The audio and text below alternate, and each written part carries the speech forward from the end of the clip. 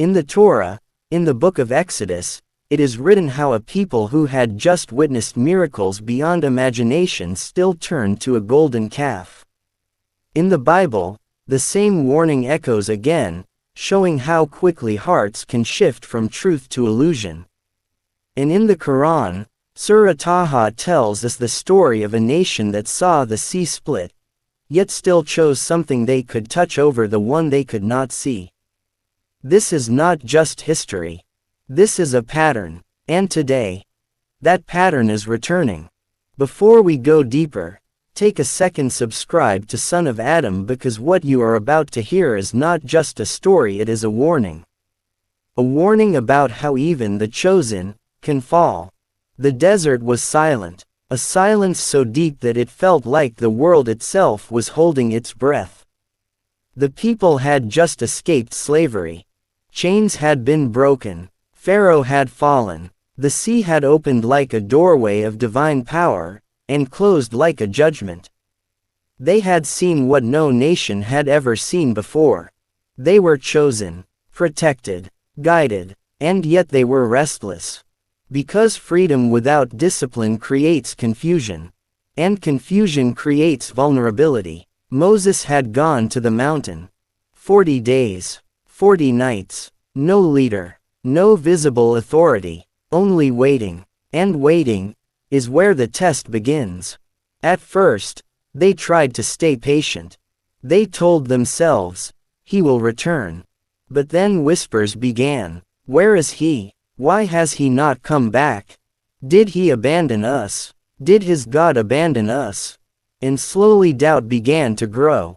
Not outside, inside. Because the greatest enemy is never outside the walls. It is always inside the heart.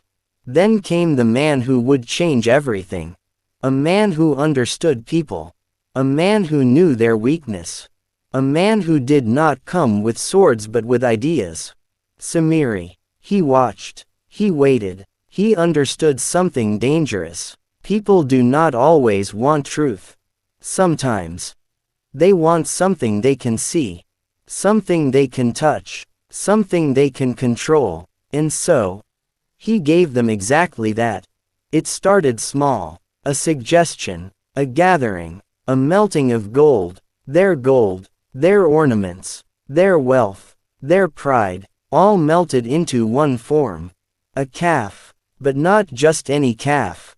A golden calf. Shining. Beautiful. Alive. In their imagination. Because when belief is weak, illusion becomes powerful. And then came the moment that changed everything. Samiri stood before them, and said, "This is your God, and the God of Moses." But he forgot. Think about that. Not rejected, not denied, forgot. Because the most dangerous form of disbelief is not rebellion. It is replacement. Replacing truth with something easier. Replacing the unseen with the visible. Replacing discipline with desire. And the people, they believed, not because it was true, but because it was convenient. And this is where the story becomes uncomfortable. Because we like to think, we would never do that. We would never worship a golden calf. We are smarter. We are more advanced. We are more aware. But are we? Look around. Today, the calves are still here. They just look different. They are not made of gold. They are made of power. Money, fame, leaders, systems, ideologies, and sometimes, even religion itself. Yes, religion. Used as a tool. Not for guidance, but for control. Back then, Samiri built a calf. Today, leaders build narratives. Back then, people gathered around an idol.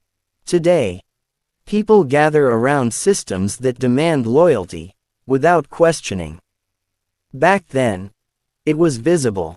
Today, it is psychological. But the essence is the same. Submission to something other than truth. And here is the deeper danger. The calf did not come from outside. It came from within the community.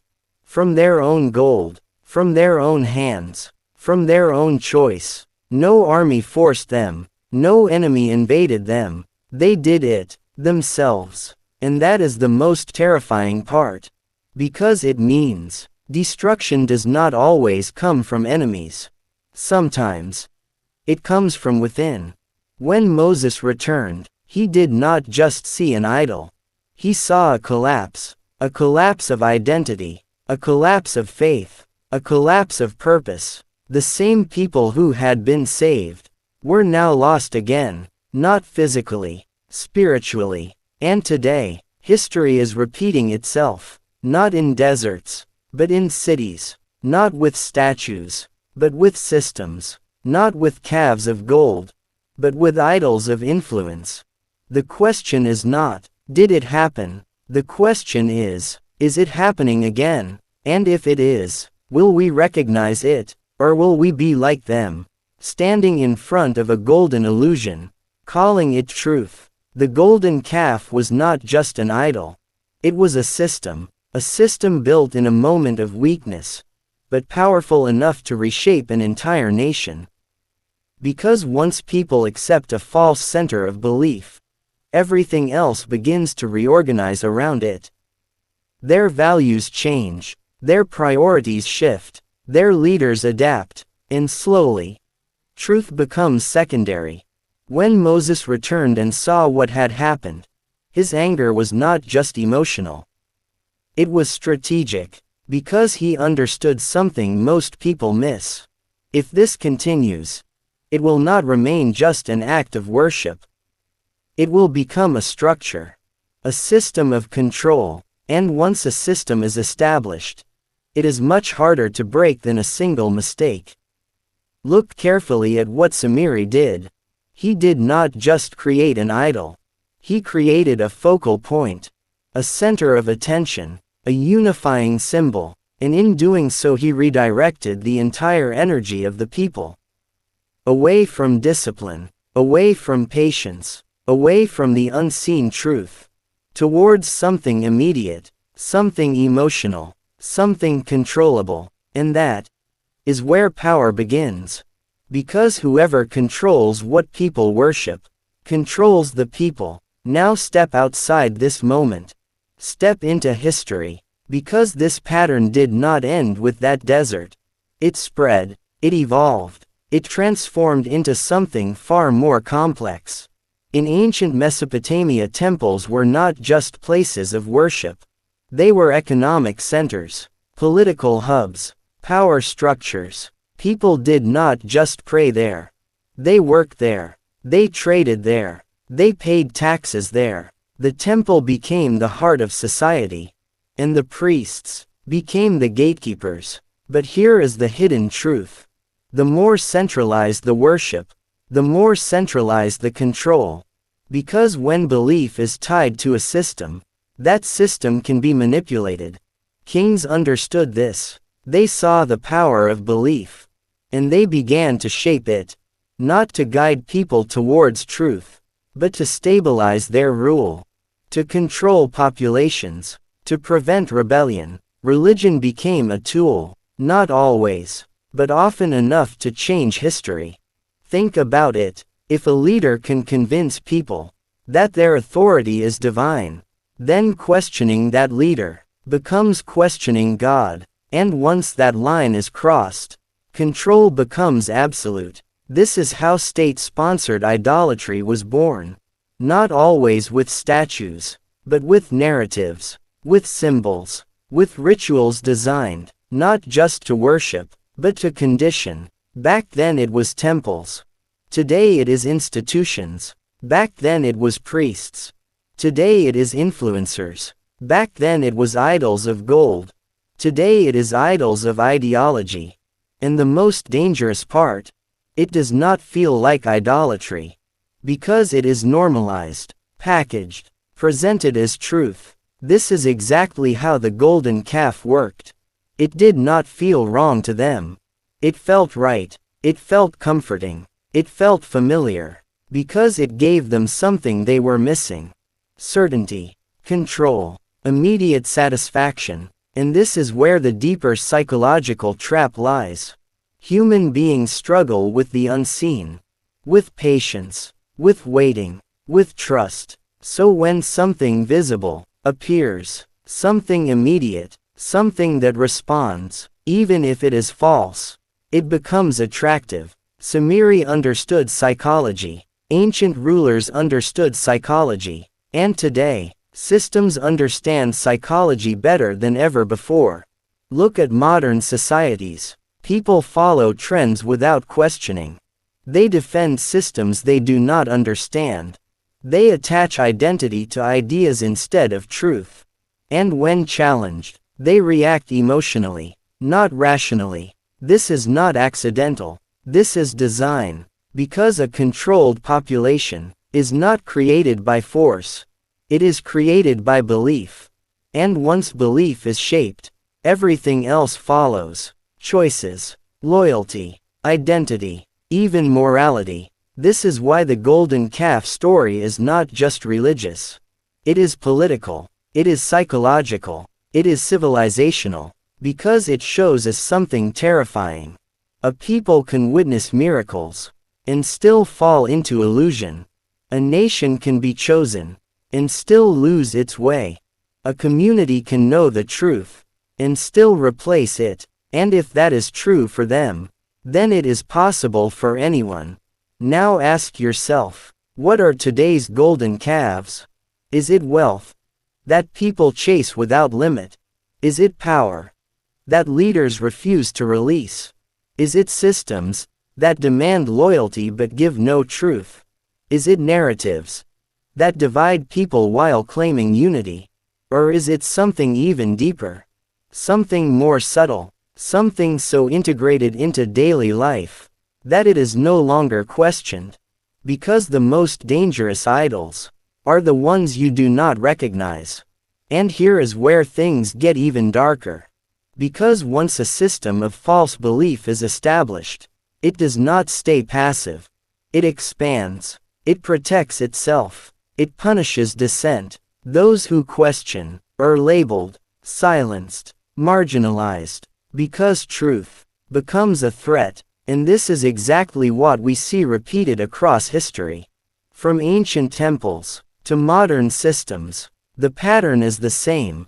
Only the form changes. The golden calf was destroyed, but the mindset behind it was never fully eliminated. It reappeared, again and again, in different forms, in different places, in different times, and now, it is here again, more sophisticated, more subtle, more powerful. There is a moment in every civilization where the damage is already done. Not when the first mistake happens. Not when the first idol is raised. But when that idol becomes normal. Accepted, defended, protected. That is the point of no return. When Moses stood before his people holding the truth and saw what they had become, he did not just see disobedience. He saw a future collapse. Because once truth is replaced, everything built on top of it begins to weaken. Slowly, silently, but inevitably. And history confirms this again and again.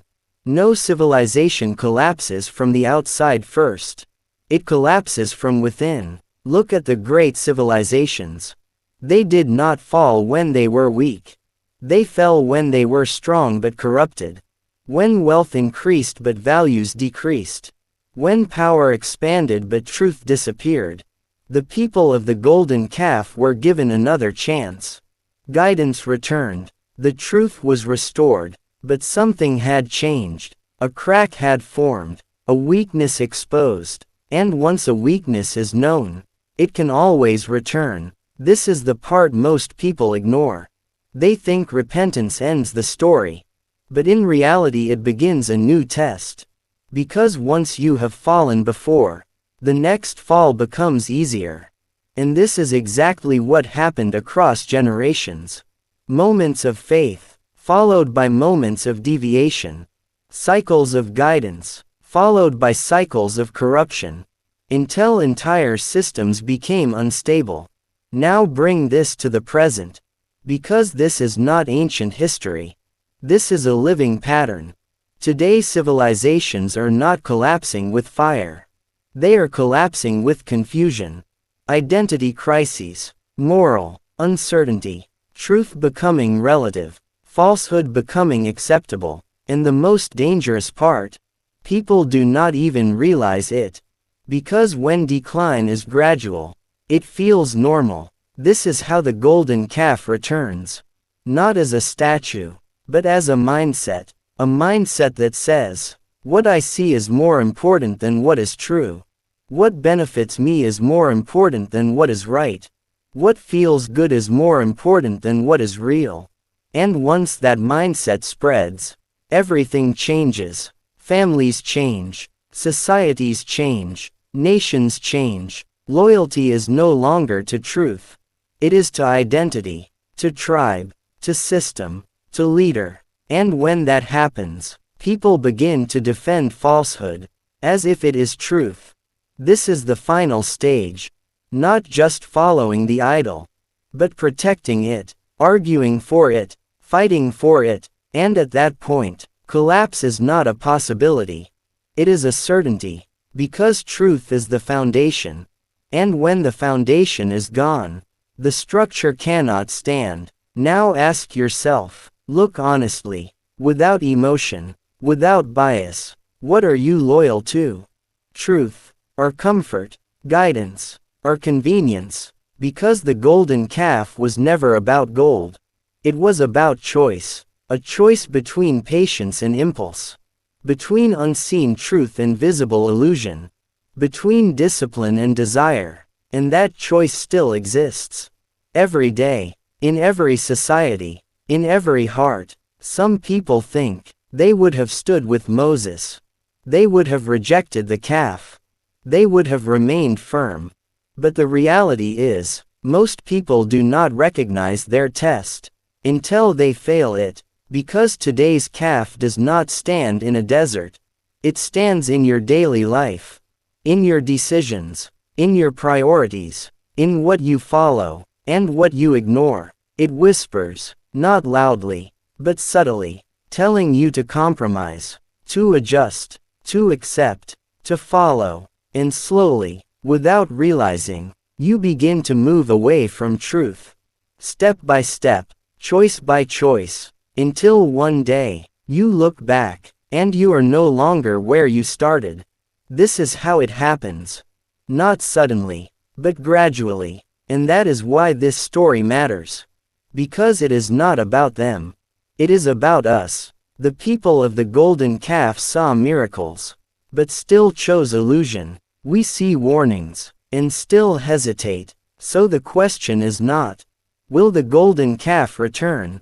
It already has. The real question is, will you recognize it, or will you stand among those who defend it, until the moment everything collapses? Before you leave, subscribe to Son of Adam. Because these are not just stories. They are signs, warnings, reflections, and the next episode will take you even deeper into patterns you have seen, but never understood. Stay aware, stay awake, because history does not repeat by accident. It repeats when people stop learning.